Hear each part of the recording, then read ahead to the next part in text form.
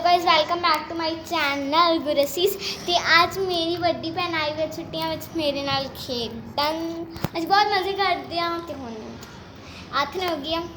Sorry guys मैं बहुत time तो ब्लॉग नहीं बना रही। चलो गाइस मैं तुहानू मीट करवानी है। This is my big sister. तो गाइस आज मैं टब चलो पहनते हो।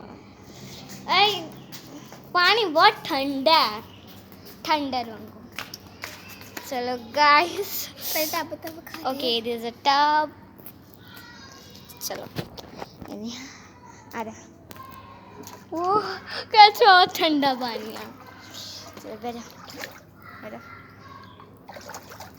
चलो गाइस ऐसे बहने हैं। ओके तो गाइस बहुत ठंडा पानी है।